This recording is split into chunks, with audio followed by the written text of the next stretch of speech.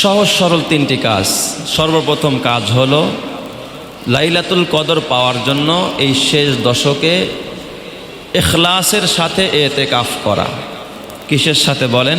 ইখলাসের সাথে। ইখলাস মানে আল্লাহর সন্তুষ্টির জন্য, আল্লাহকে খুশি করার জন্য, আল্লাহকে রাজি করার জন্য যদি কেউ শেষ দশকে, রমজানের শেষ দশকে যদি কেউ এতেকাফ করতে পারে, তাহলে আমি আশাবাদী অবশ্যই সে লাইলাতুল কদরের পরিপূর্ণ বরকত পেয়ে যাবে। সুবহানাল্লাহ। তো লাইলাতুল কদর পাইতে হলে এক নম্বরের আমল কি বলেন তো? কি করতে হবে? এতেকাফ। শুধু এতেকাফ না, এতেকাফটা ইখলাসের সাথে হতে হবে, আল্লাহর সন্তুষ্টির জন্য হতে হবে।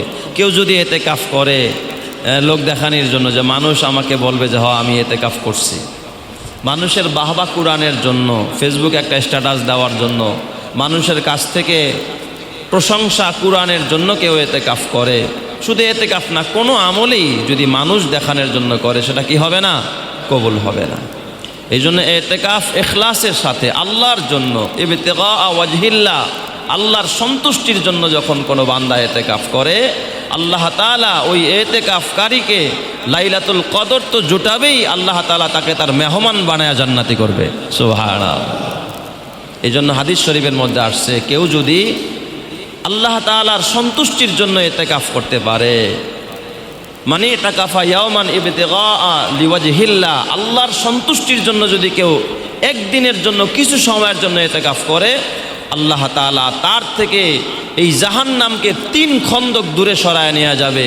এক একটা খন্দক হলো জমিন থেকে আসমান যত দূর, এই রকমের 3 খন্দক তথা এই রকমের 3টা দূরত্ব পরিমাণ জাহান্নামকে দূরে সরায় নিবে, তথা আল্লাহ তাআলা তাকে জাহান্নাম থেকে মুক্তি দিয়ে আল্লাহ তাআলা জান্নাত দান করে দিবে। সুবহানাল্লাহ। এতেকাফ এত বড় একটি ফজিলাতপূর্ণ ইবাদত। এই এতেকাফ এর শাব্দিক অর্থ কি? এতেকাফ অর্থ হলো নিজেকে আটকিয়ে রাখা, আবদ্ধ রাখা। তার মানে এতেকাফকে আমরা সহজ সরল ভাষায় যেটা বুঝি, যে দুনিয়াবি সমস্ত সম্পর্ক, সমস্ত কাজ থেকে ফারেগ হয়ে আল্লাহর ঘরে আইসা আল্লাহর সাথে সম্পর্ক জোড়া, মাখলুক থেকে সম্পর্ক ছিন্ন করে খালেকের সাথে সম্পর্ক জোড়া, তার ঘরের মধ্যে এসে, এটা হলো এতেকাফ। আমার বাহিরের সাথে কোনো সম্পর্ক নাই, বাহিরের সাথে কোনো ব্যবসা বাণিজ্যের সাথে কারোর সাথে আমার লেনদেন কোনো কথা নাই, বাস আল্লাহর ঘরে ঢুকছি, এখন আমার সম্পর্ক কার সাথে? আল্লাহর সাথে। মাখলুকের কাছ থেকে সম্পর্ক ছিন্ন করে শুধু একজনের সাথে সম্পর্ক জোড়া, তিনি কে? আল্লাহ। এর নামে এতেকাফ। আমরা অনেকে এতেকাফ করি, বাহ মসজিদের মধ্যে এতেকাফ করতেছে, পুরা একেবারে বাজার জুড়া নিস, বাজারে কি রান্না, কি বাজার হবে, দোকানে কি বেচা কিনা হবে, বাস সব কিছু নিয়ন্ত্রণ করতেছে এখান থেকে।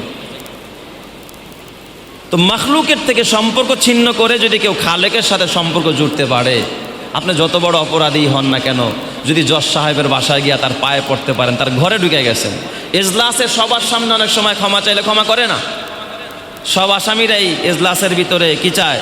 ক্ষমা চায়, কিন্তু সে কি করে না? ক্ষমা করে না। তার দিলও তো নরম হয় না, যে তো সবার সামনে এটা করবো না।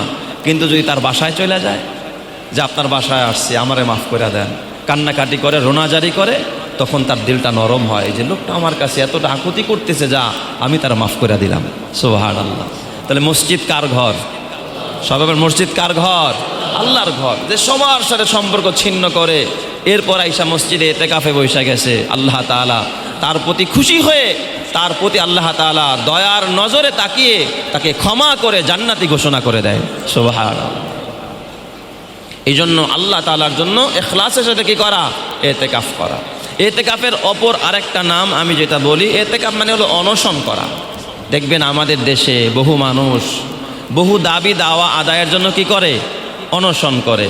কেউ প্রেস ক্লাবে অনশন করে, কেউ যমুনার সামনে গিয়ে অনশন করে, কেউ সচিবালয়ের সামনে অনশন করে, কেউ সংসদ ভবনের সামনে গিয়ে অনশন করে, কেউ বা বিভিন্ন মিডিয়া সেন্টারের সামনে গিয়ে অনশন করে। অনশন মানে আমার এই দাবি, আমরণ অনশন, দাবি আদায় হবে তো যাব, দাবি আদায় হবে না এখান থেকে উঠবো না। এরকমের অনশনকারীদের ইতিহাস আপনাদের জানা আছে না নাই?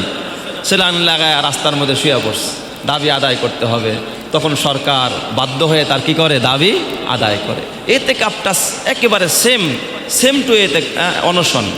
যে আল্লাহ তোমার ঘরে আইসা গেছি, কেমনে মাফ করবা না, কেমনে ফিরাইবা, কেমনে খালি হাতে বের করবা, কেমনে ঘাট ধাক্কা দিয়ে বের করবা, আমি বের হব না। মরি তো তোমার ঘরেই মরবো, খেয়ে থাকি তো তোমার ঘরেই থাকবো, না খেয়ে থাকি তো তোমার ঘরেই থাকবো, তুমি ক্ষমা না করা পর্যন্ত আমি বের হব না, আল্লাহ তুমি আমার মাফ করে দাও। এই অনশনে যদি কোনো বান্দা আল্লাহর ঘরে বসে যায়, আল্লাহর রহমতের দুয়ার খুলে যায়, আল্লাহর গজবের দরজাগুলো বন্ধ হয়ে যায়, আল্লাহ ফেরেশতাদেরকে ডেকে বলে, এই ফেরেশতারা দেখতোই বান্দা কি চায়, কয় আল্লাহ তোমার ক্ষমা চায়। কয় আচ্ছা আমার কাছে ক্ষমা চায়, ওরা তো আমাকে দেখে নাই। কয় না আল্লাহ না দেখেই তোমার কাছে ক্ষমা চায়। কয় জান্নাত জাহান্নাম দেখছে? কয় না তাও দেখে নাই। কয় তাহলে তোরা সাক্ষী থাক, ইন্নী উশহিদুকুম, আমি তোদেরকে সাক্ষী রাখলাম, যা আমার বান্দা আমাকে দেখলো না, আমার জান্নাত জাহান্নাম দেখলো না, তারপরও জাহান্নামের ভয়ে ক্ষমা চায়, জান্নাতের আশা রাখে, আমি আমার বান্দার প্রতি রাজি হয়ে গেলাম, তাকে ক্ষমা করে জান্নাতি ঘোষণা করে দিলাম। সুবহান। এই জন্য ইতিকাফ আমরা জীবনে এই ইবাদতটা অনেকেই করি নাই। এই ইতিকাফ করা সুন্নাতে মুআক্কাদায়ে কিফায়া, এই এলাকার ভিতরে সকলের উপরে এটা সুন্নাতে মুআক্কাদায়ে কিফায়া। ইতিকাফ না করলে গুনাহগার হতে হবে। এই জন্য যদি সমাজের 2-4 জন মানুষ এই মসজিদের ভিতরে ইতিকাফ করে, তাহলে এর দ্বারা সমাজের সবাই কি হয়ে যাবে? গুনাহমুক্ত হয়ে যাবে। আর 2-4 জন যদি ইতিকাফ না করে, তাহলে সমাজের প্রতিটা মানুষ গুনাহগার হবে। পুরুষরা ইতিকাফ করবে, অর্থাৎ 20 রমজান বেলা ডুবার আগে আগে মসজিদে ঢুকবে, আসরের পরেই একেবারে চাঁদ ওঠার, শাওয়ালের চাঁদ ওঠা পর্যন্ত মসজিদেই থাকবে। চাঁদ উঠলে এরপর মসজিদ থেকে বের হয়ে যাবে। এই 10 দিনও হতে পারে, 9 দিনও হতে পারে। যদি মাস 29 হয় 9 দিন হবে, মাস যদি 30 হয় তাহলে কয় দিন? 10 দিন। এই সময়টা মসজিদে পুরাপুরিভাবে দিয়ে দেওয়া, এর নামেই কি? ইতিকাফ। তো লাইলাতুল কদর যদি আপনি পেতে চান, আল্লাহ রসুল তো বলছে, তাহাররাউ লাইলাতাল কদরি ফিল বিত্রি মিনাল বিত্রি ফিল আশরিল আওয়াখিরি মিন রমাদান, তাহাররাউ লাইলাতাল কদরি ফিল ইত্রি মিনাল আশরিল আওয়াখিরি মিন রমাদান। নবীজি বলেন, তোমরা যদি লাইলাতুল কদর পেতে চাও, তাহলে রমজানের শেষ দশকের বেজর রাতগুলো তালাশ করো। এই বেজর রাতের ভিতরে একটা হলো 21তম রাত, আরেকটা 23তম রাত, আরেকটা 25তম রাত, আরেকটা 27তম রাত, আরেকটা 29তম রাত। এই মোট কয়টা রাত হয়? 5টা রাত। বিশেষ করে এই 5 রাতে আমরা ঘুমাবো না, পারবো তো ইনশাল্লাহ? এই 5 রাতে আমরা ঘুমাবো না, এই 5টা রাত জেগে আমরা ইবাদত করব। শেষ 10 দিনের প্রতিদিনই ইবাদত করা দরকার। বিশেষ করে এই 5 রাতে আমরা ঘুমাবো না। হাদিস শরীফের মধ্যে আসছে লাইলাতুল কদরের জন্য নবীজি কি আমল করতেন। হাদিস শরীফের মধ্যে রাসূলুল্লাহ সাল্লাল্লাহু আলাইহি ওয়াসাল্লাম বলেন, ক্বালা রাসূলুল্লাহ সাল্লাল্লাহু আলাইহি ওয়াসাল্লাম, ইজা দাখালাল আশরু আহিয়াল লাইলা ওয়া আইকাযা আহলা ওয়া জাদ্দা ওয়া শাদ্দাল মিজারা। আল্লাহর রসুল সাল্লাল্লাহু আলাইহি ওয়াসাল্লাম বলেন, মা আয়েশা সিদ্দিকা বলেন, যখন রমজানের শেষ দশক প্রবেশ করত, আল্লাহর রসুল সাল্লাল্লাহু আলাইহি ওয়াসাল্লাম আহিয়াল লাইলা, আল্লাহর নবী শেষ দশকে শুধুমাত্র 27 তারিখ নয়, নবীজি শেষ দশকের 10 রাতেই নবীজি পুরাপুরি জাগ্রত থাকতেন। জোরে বলেন সুবহানাল্লাহ। আহিয়াল লাইলা, আল্লাহর নবী পুরা রাত জাগ্রত থাকতেন। শুধু একা জাগতেন তা না, ওয়া আইকাযা আহলা, আল্লাহর নবী তার বিবিদের হুজরায় যাইতেন। উম্মে সালমার হুজরায় গিয়া দরজায় আওয়াজ দিতেন, বিবি গো ওঠো, খোদার রহমতের বৃষ্টিগুলো বর্ষিত হইতেছে, ওঠো। আয়েশাকে ডাকতেন, হাফসাকে ডাকতেন, আল্লাহর নবী উম্মে হাবিবাকে ডাকতেন। নবী তার সব বিবিদেরকে ডাকতেন, ডাইকা পুরা ঘরের ভিতরে ইবাদতের একটা পরিবেশ কায়েম করে দিতেন। নবীজি মসজিদে কাঁদতেন, আর তার বিবিরা হুজরা শরীফের মধ্যে ইবাদতের জায়গা যাইতেন। ইবাদতের জন্য সারা রাত জায়গা জায়গা তারা ইবাদত করতেন। তাড়াতাড়ি তারাবি পরে আগে আগে একটু ঘুমাইতেন, তারপর আবার আগে আগে উঠা তাহাজ্জুদ পড়া আরম্ভ করে দিতেন, ইবাদত করা আরম্ভ করতেন, কিয়ামুল লাইল আরম্ভ করে দিতেন। আহিয়াল লাইলা ওয়া আইকাযা আহলা, নিজেও জাগতেন, পরিবারকেও জাগাইতেন। পরিবারের ঘুম ভাঙায়া দিয়া বাচ্চাগুলোর উঠাইয়া দিতেন, ওঠো তোমরা, উঠে ইবাদত করো। এই জন্য আমরা উঠব, পরিবারকে উঠাবো, বাচ্চাগুলোকে উঠাবো। এরপরে নবীজি বলেন, ওয়া জাদ্দা, এবং নবীজি এবাদতের জন্য বহু মুজাহাদা করতেন, চেষ্টা করতেন, যত বেশি পারতেন আল্লাহর রাসূল এবাদত করতেন, নামাজ পড়তেন। কোরআন নিয়ে নবীজি জিবরাইলের সাথে দৌড় করতেন, নিজেও তেলাওয়াত করে জিবরাইলকে শোনাইতেন, জিবরাইল আমিন ও নবীকে কোরআন তেলাওয়াত করে শোনাইতেন। এই শেষ দশকে আল্লাহর নবী বেশি বেশি কোরআন পড়তেন, বেশি বেশি কিয়ামুল লাইল করতেন। মা আয়েশাকে জিজ্ঞাসা করা হলো, ওগো আয়েশা, আপনি বলেন নবীজির শেষ দশকের কিয়ামুল লাইল কেমন ছিল? হযরত আয়েশা ডাক দিয়া বলে, ও সাহাবীরা, আমার নবীর কিয়ামুল লাইলের দীর্ঘতা কত বেশি ছিল আর সৌন্দর্য কত বেশি ছিল, এটা আমি আয়েশা আমার জবান দিয়ে কোনোদিন ব্যক্ত করতে পারবো না। সুবহানাল্লাহ। এত সুন্দরভাবে নবীজি কিয়ামুল লাইল করতেন এবং এত দীর্ঘ সময় নবীজি নামাজ পড়তেন, যেটা আমি আমার ভাষা দিয়ে ব্যক্ত করতে পারবো না। এত লম্বা সময় নবীজি ইবাদতে কাটাইতেন। শুধু তাই না, আল্লাহর নবী বলেন, ওয়াসাদ্দাল মিজারা, মিজার মানে হলো লুঙ্গি। আল্লাহর নবীর পরনে যে লুঙ্গিটা ছিল, লুঙ্গিটাকে গিট দিতেন। দেখবেন একটা মানুষ স্বাভাবিক যারা লুঙ্গি পরে গিট দেয় না, লুঙ্গিটা এমনি একটা প্যাচ দিয়া গুইজা রাখে। কিন্তু যদি কেউ মাটি কাটার কাজ করে, কেউ যদি গাড়ি চালায়, ভ্যান চালায়, ঠেলা চালায়, ঠেলাওয়ালা কিন্তু শুধুমাত্র প্যাচ দিয়া লুঙ্গি গুইজা রাখে না, লুঙ্গি কি দেয়? গিট দেয়। গিট দেয় না, যে পথিমধ্যে লুঙ্গিটা আমার খুলে যাইতে পারে, মাটি কাটা অবস্থায় লুঙ্গিটা খুলে যাইতে পারে। এই জন্য হাদিস শরীফের মধ্যে রহমত আলম নবী বলেন, আহিয়াল লাইলা ওয়া আইকাযাহলা ওয়া জাদ্দা ওয়া সাদ্দাল মিজারা। আল্লাহর নবী লুঙ্গিটাকে গিট দিতেন, তার মানে কোমরে গামছা বাঁধতেন, যেন সারা রাত ইবাদত করতে গেলে আমার লুঙ্গিটা খুলে না যায়। এতটা প্রস্তুতি নিয়ে আল্লাহর নবী লাইলাতুল কদর পাওয়ার জন্য ইবাদতে মত্ত থাকতেন। চিৎকার মেরে কন্না আল্লাহু আকবার। নবীজি সারা রাত ইবাদত করতেন। তো ওই লাইলাতুল কদর আপনি পেয়ে যাবেন যদি কয়টা কাজ করেন? 3টা কাজ। 1 নম্বর হলো ইখলাসের সাথে ইতিকাফ করা।